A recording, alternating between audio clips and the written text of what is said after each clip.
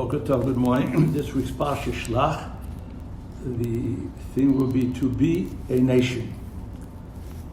In Bamidbar, chapter 13, verse 30, we read, "We shall go up and possess the land, for we are well able to overcome it." The greatest tragedy, Dor Hamidbar, the desert generation, is the refusal of the Israelites to conquer the land of Israel and to realize the main objective in the freedom from Egypt. The scouts give their report, show their luscious fruits, which they have returned, and concede that the land is a land of milk and honey. But, and this is the big but, aval, they continue to describe the land filled with aggressive giants, well-defined fortified cities, concluding that, quote, "We cannot go forward against these people. They are too strong for us." One individual, Caleb, who speaks out mightily on behalf of the land, quote, "We must go forth and occupy the land. We can do it. We'll be able to conquer it because we must conquer it. But without a homeland, we cannot be a nation." Caleb, however, loses the argument. The nation mutes his pleas. Their conclusion is either to return to Egypt or to remain homeless in the desert forever. What was the point of this second view, which won the day, at least for the desert generation? I believe the difference between Caleb and the more vocal and convincing scouts is how to define the people of Israel. How do we define Am Yisrael? Are we a religion or are we a nation? In more modern language, are we Israelis or are we Jews? Many of us remember the Kosker Rebbe's famous word he referred to Korach as the holy grandfather, Yiddish, the Heilige Zeder.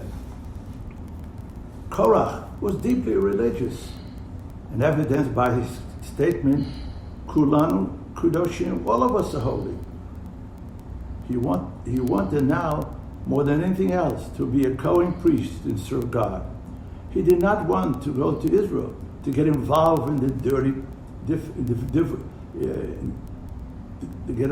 difficult wars, to get his hands dirty by politics and arguments about a nation building. He believed, as the majority of scouts apparently believe, that the Hebrews could remain in the desert forever, focus on the sanctuary, pray to God, and live off the manna from heaven. If the people of Israel is first and foremost a religion, then he was right. After all, life in the desert is the eternal kollel, which with God taking care of you and no responsibilities to the world at large. It does not take too much wisdom to draw a parallel between the Haredi today and the world of Korach, the scouts, and all those who follow their Weltanschauung, their worldly outlook. Moshe, Caleb, Joshua, and more importantly, God himself saw it differently. Yes, the very important part of our Israel is our religion, which was given to us to our covenant at Sinai. But prior to that, was the Abrahamic covenant of Bein HaBsarim, between the pieces, the covenant in which we were promised eternal life as the seed of Abraham and a national homeland.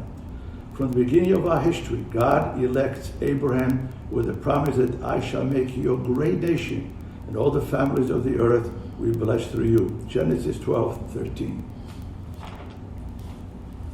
And even before we received the revelation at Sinai, we were charged with our greatest challenge in life. You shall be for me a kingdom of priests, teachers, to all humanity and a holy nation. Exodus.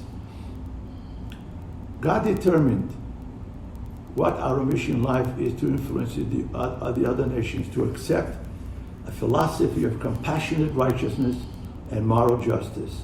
God also understood that one could never hope to influence other nations unless we are a nation state itself, subject to the challenges of other countries. As a religion only bears responsibility towards God. The Jewish religion is meant to be expressed with the nation state, with responsibility not only to God, also to Jewish people and to the entire world. This analysis has critical ramifications for our attitudes concerning conversion, especially in Israel, where there are all close to 400,000 Israeli citizens from the former Soviet Union who are not yet halachic Jews. Ruth is undoubtedly the most famous convert in Jewish history, aside from Abraham, our patriarch. Her formula of conversion begins with her statement to Naomi, her mother-in-law, Amech Ami v'Elokayech Elokai, your nation shall be my nation, and your God shall be my God. Ruth 1:16.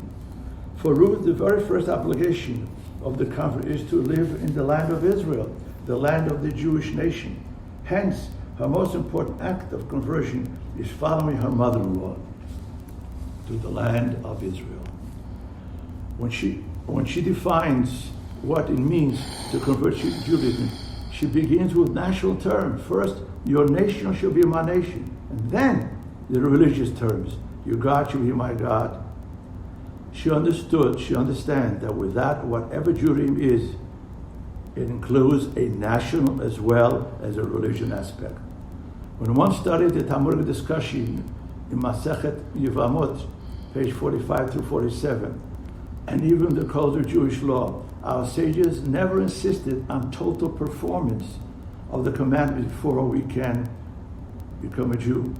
They did insist that the convert be tutored in several of the more stringent and several of the more lenient commandments, and accept Judaism as a system of commandments.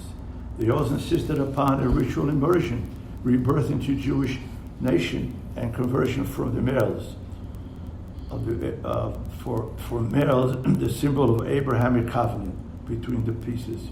Citizens of Israel from the former Soviet Union, who themselves or whose children serve in the IDF, are performing the most stringent of our national commandments in this generation to protect and to defend and be prepared to give their lives on behalf of the Jewish state of Israel.